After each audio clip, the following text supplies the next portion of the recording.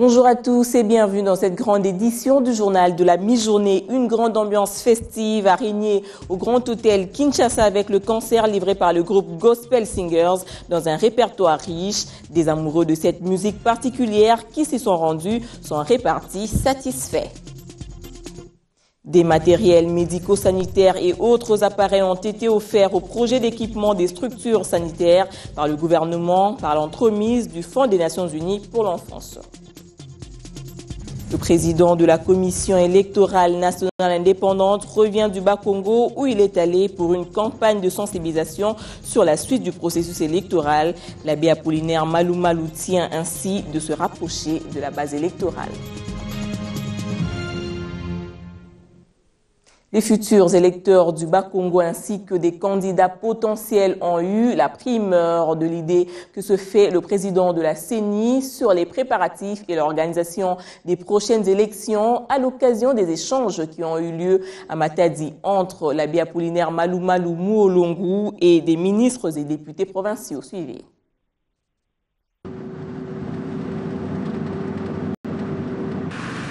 Il vient de séjourner 2 jours durant à Matadi dans le Bas-Congo.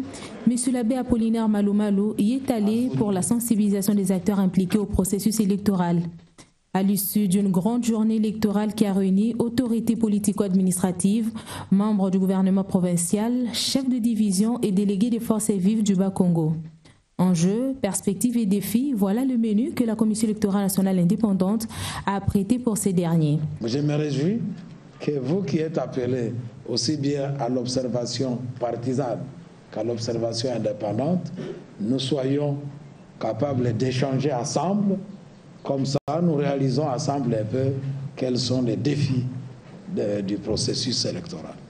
Vous surveillez les élections pour l'intérêt de votre parti politique ou des candidats lorsque ils sont connus.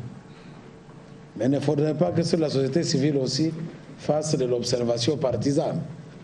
Sinon, alors, les règles des jeux sont faussées. Des concertations électorales qui viennent réaffirmer incontestablement la tenue des élections pour cette cible qui a bien capitalisé les échanges. Ça nous rassure sur le fait que l'institutionnalité qui est mise en place par le critère démographique qui passe à travers des élections régulières sera également de mise déjà dès la fin de cette année, le début de l'année prochaine et qui ira jusqu'en 2016. Mais c'est également un débat relativement important sur plusieurs interprétations polémiques sur certaines mesures prises par la Commission électorale nationale indépendante. Nous, les femmes du Bas-Congo, nous avons subi une humiliation terrible par rapport aux élections de 2011. C'est pourquoi cette fois-ci, comme ces échanges commencent très tôt, nous, les femmes du Bas-Congo, nous sommes là pour déjà comprendre comment nous allons nous mettre par rapport aux enjeux électoraux qui vont se passer, aux échéances électorales qui sont en train de venir. Toujours un droit n'est sûr que lorsqu'on ne s'en sert pas, il faut essayer de sensibiliser les gens pour qu'ils comprennent réellement c'est à quoi s'en tenir. Sinon, l'information peut rester là et on n'a pas, et la conséquence qu'on sera privé de toute information et par rapport à ces processus électoraux, on ne saura pas non plus à quoi s'en tenir. Nous concerne toutes et tous. Un acte pédagogique capable d'amener à des élections crédibles et transparentes et démocratiques dans un climat apaisé.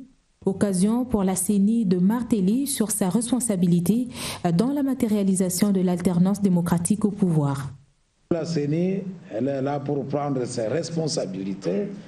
Vous savez qu'à l'article 211 de la Constitution, eh bien, il est bien indiqué que la CENI est chargée du processus électoral, notamment de l'enrôlement des électeurs, de la tenue du fichier électoral, des opérations de vote, de dépouillement et de tout référendum. Mais la Constitution ajoute, elle assure la régularité du processus électoral et référendaire. La tenue des municipales urbaines et locales n'a pas été exclue des échanges. À noter également qu'à l'horizon 2016, il y aura de nouvelles cartes, pas électorales, mais d'identité et un récépissé de la Commission électorale nationale indépendante, ceci conformément à l'article 9 de la loi organique. 1964-2014, le parti lumumbiste vient de totaliser 50 ans d'existence dans la lutte politique qui l'a conduit presque à la conquête du pouvoir en 2006 avec l'avènement du fondateur Antoine Gizenga à la primature. À cette occasion, militants et invités se sont retrouvés autour du patriarche pour savourer l'événement. Nous sommes dans le groupement de Bouma, dans le village de Machita à Dizungu. Ici, dans la résidence d'Antoine Gizenga, dans la commune de Lantélé, l'ambiance des festivités qui marquent le cinquantenaire d'existence du parti lumumbiste unifié est électrique. Chants, danses, témoignages sont à l'affiche. C'est le secrétaire permanent et porte-parole Willy Makiashi qui présida la cérémonie et prononça le mot des circonstances avant de livrer aux militants les intentions du patriarche fondateur du parti. Le parti lumumbiste unifié est le reflet de la volonté de ses fondateurs, laquelle volonté se manifeste dans la voie du nationalisme, de l'unité et de la justice sociale. 50 ans de constance politique et de combats sans relâche pour la refondation de l'État congolais, la dignité du peuple congolais, le rétablissement de la démocratie et de l'État des droits, l'unité du Congo et de son peuple, le triomphe du nationalisme et de la gauche congolaise, le progrès du Congo et de l'Afrique tout entière. Tous ces piliers politiques ont toujours été menacés dans notre pays, ce qui demande une vigilance encore plus accrue des militants lumumbistes et de toute la nation congolaise.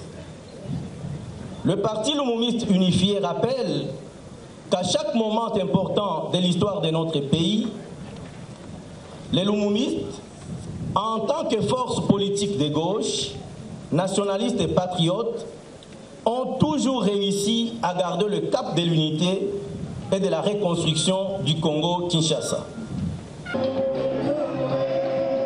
Au cours de cette célébration, les militants du parti lumumbiste unifié d'ici et d'ailleurs étaient en effervescence. 50 années caractérisées par une lutte affrénée pour allumer la flamme d'un Congo fort, uni et prospère. Un avenir voulu meilleur dans la paix, l'unité nationale, la démocratie. 50 ans de combats politiques pour lesquels bien des martyrs sortis de nos rangs sont aujourd'hui déplorés.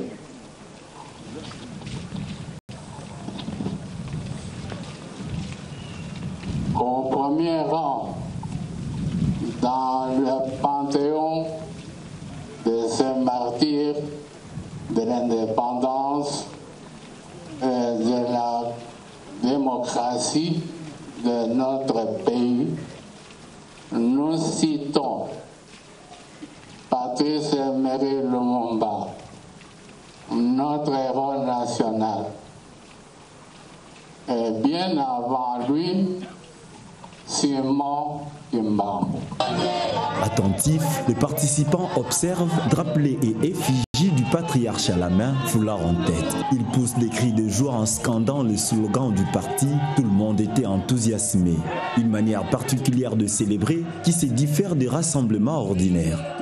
Les hôtes du Palou ont vécu une belle célébration durant laquelle les lumumbistes chargés d'émotions et de souvenirs ont porté haut la mission et différents symboles de 50 années de vie et de combat. Au registre de la santé, le projet d'équipement des structures sanitaires vient d'être enrichi du matériel médical mis à sa disposition par le gouvernement par l'entremise du Fonds des Nations Unies pour l'enfance. Dans un premier temps, ces équipements vont servir les provinces du Kasaï oriental et occidental. Bouffée d'oxygène pour le secteur de la santé des deux Kasaï. Un lot d'équipements médico-sanitaires a été remis officiellement au gouverneur des deux provinces par le ministre de la Santé publique. Ce lot composé des 12 ambulances, des centrifugeuses et autres constitue la première phase des dotations en équipements médicaux inscrits dans le cadre du projet d'équipement des structures sanitaires PES, dont l'exécution a été confiée à l'UNICEF sur financement du gouvernement à hauteur d'1,3 million de dollars américains. Occasion pour le ministre de la Santé, qui a présidé la cérémonie officielle de remise, d'exhorter les récipiendaires d'en faire bon usage. Messieurs les gouverneurs de province, dans le cadre de la décentralisation, le secteur de la santé est un secteur décentralisé. Il est de notre devoir, en tant que ministre de la Santé, de travailler en parfaite collaboration avec les gouverneurs de province, au niveau de chacune de vos provinces, pour non seulement faire le suivi des équipements et des médicaments, mais faire également le suivi des travaux de réhabilitation et de construction. Avant que vous ne puissiez quitter Kinshasa, nous vous remettrons tous les détails du BSECO sur les travaux qui sont en train de se dérouler dans les provinces, parce que la supervision de ces provinces, de ces travaux, dépendent justement des provinces. Parmi les bénéficiaires figure le Kasaï oriental, dont le gouverneur promet une gestion rationnelle des matériels. C'est pour la première fois que nous voyons sur fonds propres du gouvernement de la République les achats, les équipements des structures de santé. Je tiens à traduire ma satisfaction, la satisfaction de notre population de la province du Kasaï oriental pour toutes ces acquisitions. L'UNICEF, qui a eu le privilège de gérer ce grand projet de gouvernement congolais, se dit satisfait d'avoir accompli sa tâche. C'est grâce à la volonté politique forte du gouvernement et ce partenariat stratégique que nous espérons que tous les enfants et leurs mamans, en milieu urbain ou ruraux, parfois dans les zones les plus difficiles à atteindre dans le pays, vont avoir accès aux soins de qualité qui permettront de vaincre les principales causes de mortalité. Ces matériels médico-sanitaires ont donc pris la direction des Kasaï, où ils seront distribués dans 12 hôpitaux de référence. Chapitre gouvernance, cadres et agents des entreprises publiques viennent d'avoir le privilège d'être formés sur la passation des marchés publics, une formation dispensée à l'aide de la Banque mondiale. Les participants sont remis à niveau pour l'élaboration et l'exécution des projets relatifs à ces marchés. L'amélioration des procédures des passations de marché passe inéluctablement par le respect des directives édictées par la Banque mondiale. La question a fait l'objet d'un séminaire de formation organisé durant 3 semaines par l'ONG Carpe à l'intention de quelques agents et cadres des entreprises publiques. L'objectif était bien entendu de permettre aux récipiendaires d'acquérir un niveau susceptible d'élaborer, d'évaluer, de faire le suivi et d'exécuter un marché. La formation que nous avons organisée depuis le 4 août, qui vient de prendre fin aujourd'hui, a consisté à la passation des marchés, des fournitures, des travaux et des services de consultants, où nous avons appris à nos participants les grandes lignes sur la passation des marchés, comment passer un marché des travaux, comment passer un marché des consultants, comment passer un marché des fournitures. Les objectifs spécifiques que nous avons visés à travers ces séminaires, c'est d'apprendre à nos participants comment élaborer un plan général de passation des marchés. Les leçons assimilées sur la question de passation de marché a certainement ouvert les horizons aux participants. C'était exceptionnel. Des moments inoubliables, des moments de grande joie, des moments de grands secrets. Surtout dans les travaux de groupe où on a dit par des expériences que les formateurs ont passées et par l'expérience des exemples qu'ils nous ont donnés, nous nous sommes sentis vraiment outillés.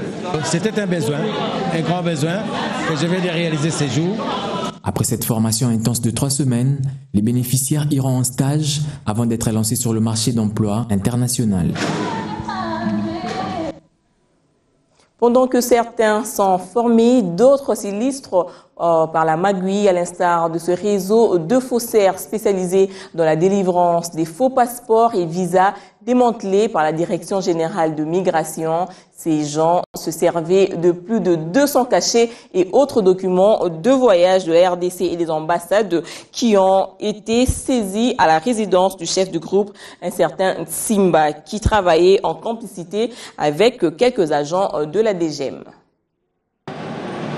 Incroyable mais vrai. Plus de 200 cachets humides et même secs, des passeports de diverses nationalités et plusieurs autres objets saisis entre les mains de Sieur Tim Mamavakala André, un expert faussaire. Ce dernier agit à la tête d'une bande en complicité avec 2 éléments de la Direction générale des migrations, les nommés Kombeluba Guigui Verlin et Mongwe Mazo Eugène, dans la délivrance de toutes sortes de visas de la République démocratique du Congo, ses représentations diplomatiques à travers le monde comprises et aussi ceux d'autres ambassades. Plus grave encore, sa filière s'étend jusqu'en Europe. Et c'est dans sa résidence au quartier 4 rue Manguembo dans la commune de Njili que l'escroc a établi son état-major, une véritable caverne, laboratoire de toutes ces prouesses maléfiques. Pris la main dans le sac, grâce à la dextérité du service de migration, le faussaire reconnaît son forfait.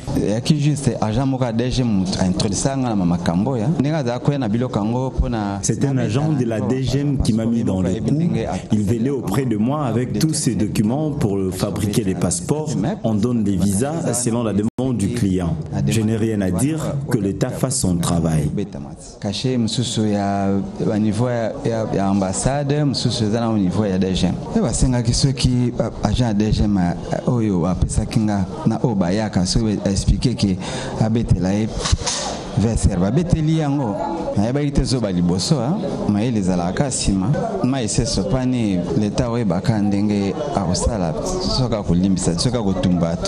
Et voilà qui est bien dit. La justice devra se saisir de ce dossier et appliquer la loi dans toute sa rigueur. Il s'est de souligner ici l'importance pour le gouvernement de doter finalement la Direction générale des migrations des imprimantes spéciales pour l'impression des vignettes des visas biométriques, du reste maintes fois réclamées afin d'éviter toute éventuelle fraude. Pour l'heure, la DGM avec ses moyens du bord s'emploie à traquer tous ceux qui tentent d'usurper son pouvoir et d'utiliser frauduleusement ses prérogatives jusqu'à leur dernier retranchement. Au poste frontalier de Kimpangu dans le Bas-Congo, les autorités angolaises n'ont laissé entrer que 350 réfugiés angolais de la RDC sur les 500 disposés à regagner le bercail, une attitude contraire à l'esprit et à la lettre de l'accord tripartite Angola-RDC-HCR de juillet dernier. Ils sont plus de 30 000, ces réfugiés qui ont exprimé le vœu de retourner chez eux en Angola. Ce 5e rapatriement volontaire, qui marque la fin de plusieurs décennies d'asile en RDC, a été rendu possible grâce à l'accord tripartite tenu en juillet dernier à Luanda entre la RDC, l'Angola et le HCR. La cérémonie de lancement officiel de l'opération de rapatriement des anciens réfugiés angolais a été présidée par le ministre congolais de l'Intérieur, Sécurité, Décentralisation et Affaires coutumières. La RDC est heureuse et fière de vous avoir permis de mener une vie calme, décente et productive au cours de la longue période de l'exil sur son territoire.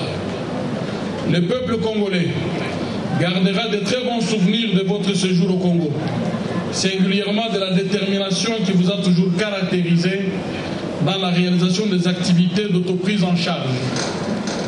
Je vous souhaite donc un bon retour à la maison et que Dieu vous accompagne dans tout le processus de réintégration dans votre cher et beau pays.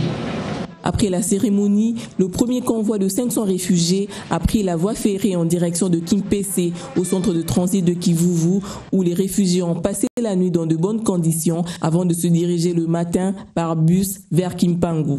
Dès qu'ils entrent au site de transit, c'est l'OIM qui prend en charge les soins. Et si jamais il y a des cas d'urgence, on les réfère à l'hôpital. Mais néanmoins, on les soigne ici. Et après, dès qu'ils sont guéris le matin, lors de leur repas, on les remet au moins de AIDS qui fait la suite. On a 6 bases, on a un dispensaire, on a le bureau pour ACR, DGM, CNR, consulat et le reste des services. Les réfugiés, eux, se disent très satisfaits de retourner dans leur pays d'origine. Je suis très content que Dieu ait concrétisé cette promesse. Je rentre dans mon pays. Je suis très contente car la paix est de retour dans mon pays. C'est pourquoi je rentre.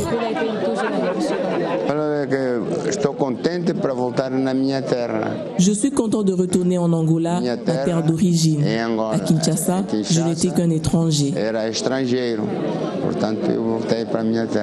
Arrivé à la frontière, un problème se pose.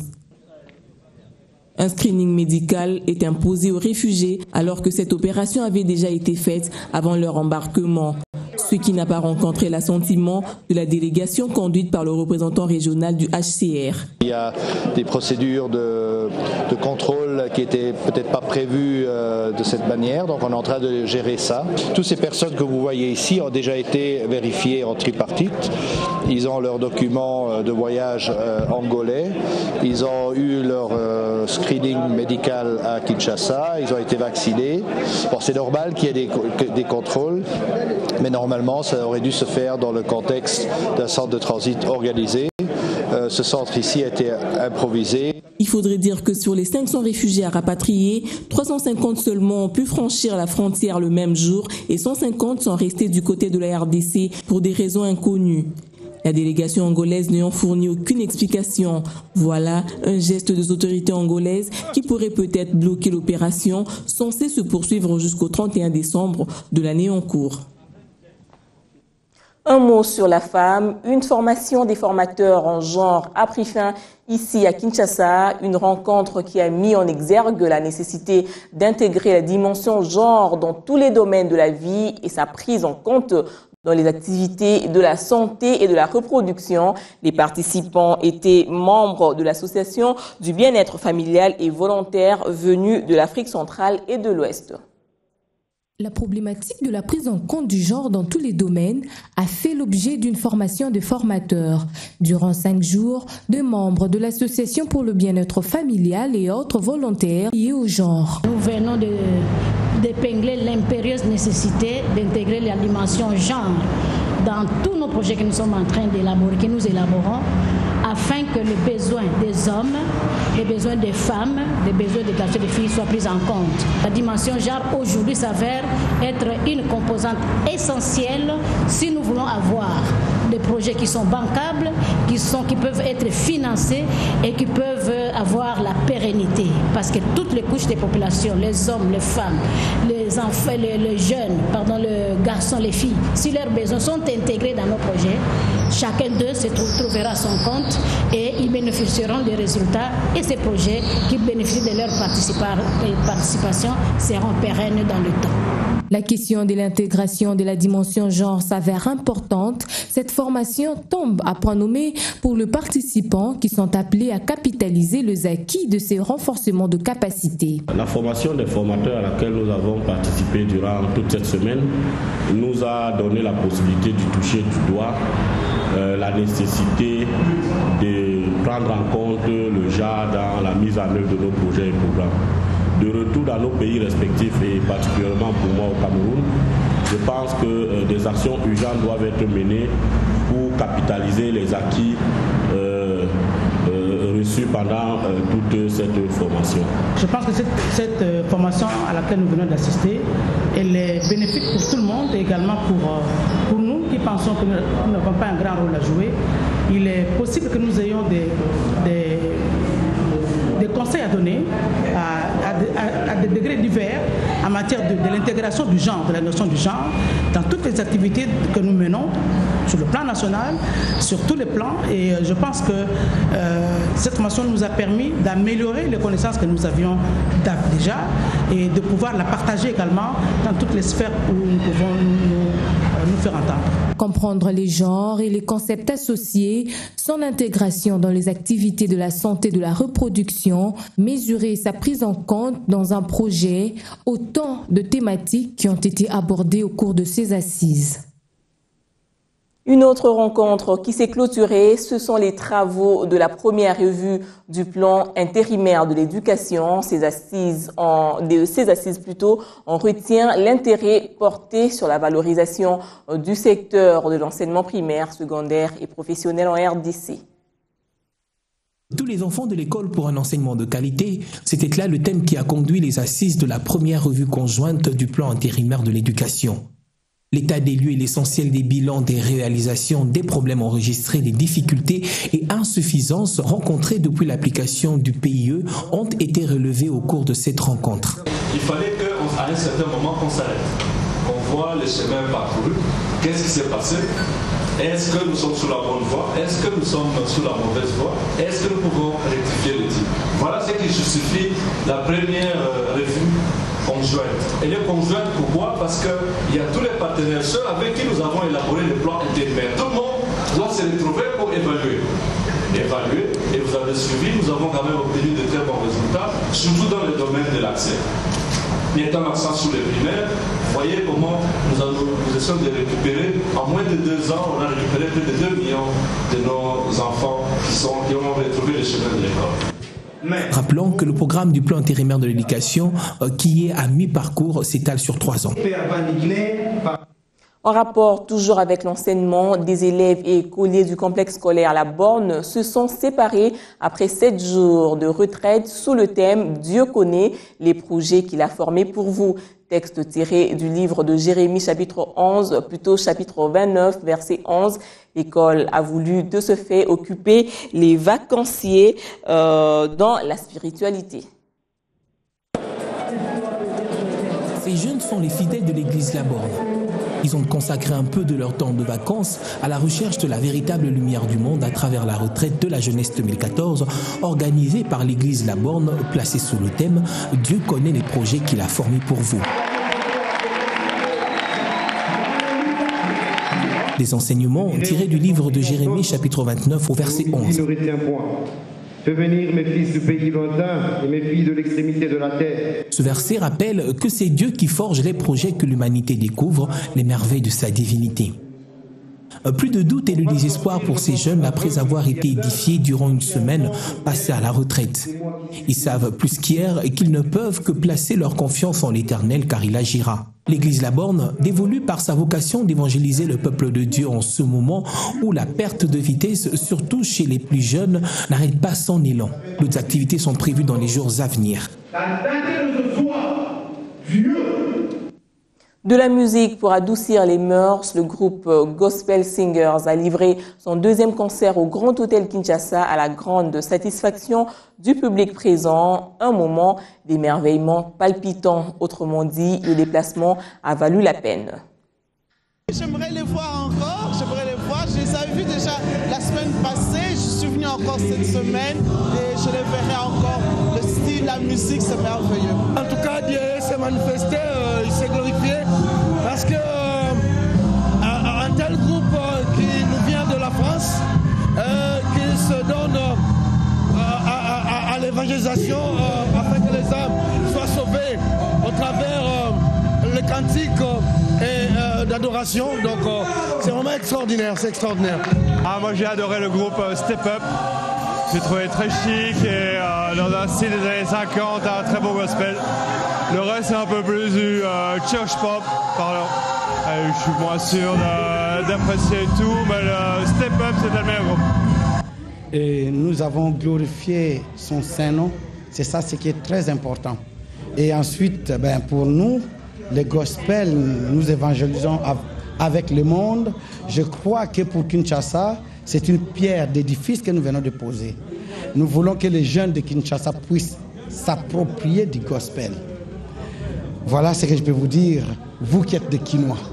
Continuez sur ce chemin. Et voilà, c'est la fin de ce journal. Merci de rester branchés sur B1 Télévision. Bon dimanche à tous.